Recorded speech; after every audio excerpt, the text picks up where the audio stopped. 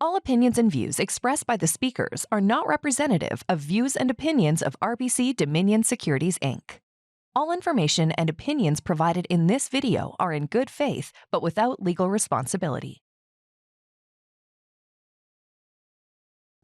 Hi, my name is Karim Visram, and I'm a portfolio manager with RBC Dominion Securities.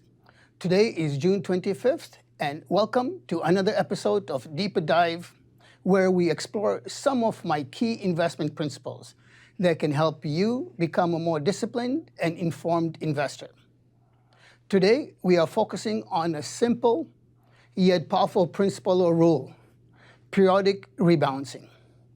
It is a strategy that helps ensure your investments stay in line with your long-term strategic goals, especially in times like these when market volatility is top of mind for many of us.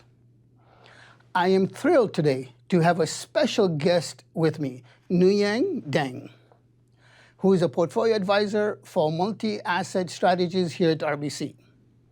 Nguyen and his team have done some outstanding research on how regular portfolio reviews and rebalancing can add long-term value to your portfolio and investment plans.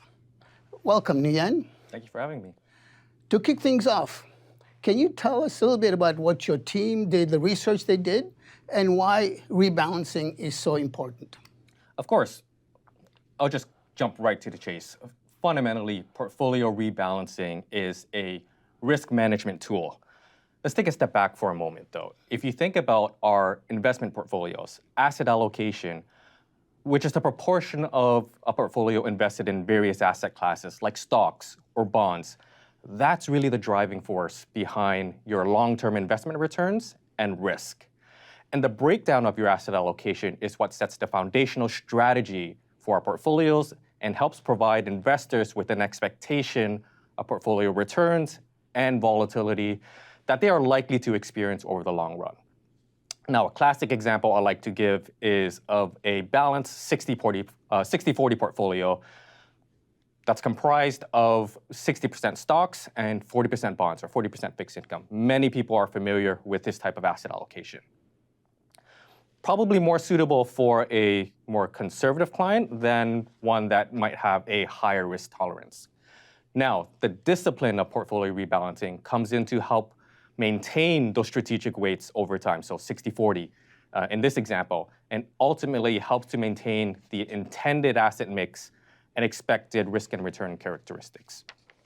Without rebalancing, day-to-day market movements can gradually shift your portfolio away from its strategic asset mix, and this makes a lot of sense logically. You typically see equities outperform fixed income over the long run, so your 60-40 eventually looks like a 70-30, which carries a lot more risk.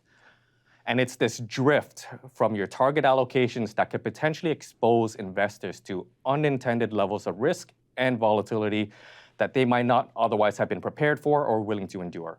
Okay. So basically, if you don't rebalance, the portfolio drifts. Correct. Away from your strategic. Okay.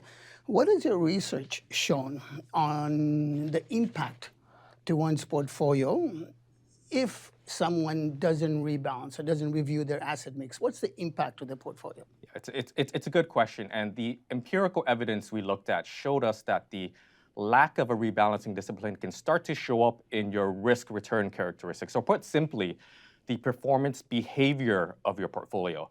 Now, for example, without periodic rebalancings, portfolios can be more prone to worse drawdowns when markets are under pressure, and often take longer to recover on average. And this really starts to show up during instances of extended market corrections, such as the global financial crisis or the dot-com bubble. Portfolios that were allowed to drift significantly from their target allocations during those periods were not only worse off, meaning they lost more, but they've also taken far longer to recover from, often weeks or even months. Now, generally, portfolios that lack any rebalancing discipline also tend to exhibit higher levels of volatility over time without necessarily an increase in returns. And if you're taking risk, you want to generally see more returns to come with that risk. So it's really that imbalance between risk and returns that can lead to diminished risk-adjusted outcomes when you don't have a rebalancing plan. Okay. So the market volatility has a significant impact on one's strategic asset. Absolutely, mix, right? absolutely. Okay. How often has your research shown that one should be rebalancing or looking at their asset mix? How often would you recommend, or your research recommends one should be doing that? Yeah, it's a tough question without a simple answer. I'd say it's part art, part science. There's really no one-size-fits-all approach when it comes to portfolio rebalancing. In fact, there are many trade-offs to consider. For example, do you want to follow a time-based approach, say aligning a rebalancing schedule with a regularly scheduled portfolio review? Or do you want to follow a dynamic approach where rebalancing may or may not be as frequent and more contingent on market movements? Should you rebalance back to target strategic weights or within an acceptable range? How often do you monitor your portfolios? What do transaction costs look like? What do the asset class characteristics and liquidity look like? Do you think about tax applications? Are there tax implications? And what is your risk tolerance?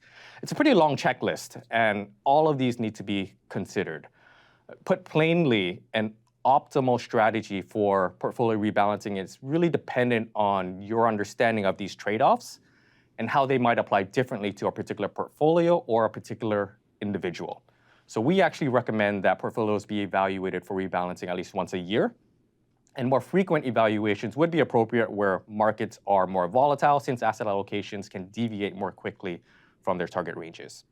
Yeah. So your research basically shown that one should look at least once a year. Is that fair? Yes. And whenever there is significant market volatility. Then that would warrant another evaluation of another potential rebalancing. Okay. Now if it's once a year, any recommendation? Should be beginning of the year, end of the year, middle of the year? Does it really matter? Well, part of it does matter in the sense that if you're trying to time the market, then let's just say, for example, if equities are drawing down and you want to rebalance your equities back to target weights, then you will capture a little bit more of the upside when eventually markets return to an upward trend.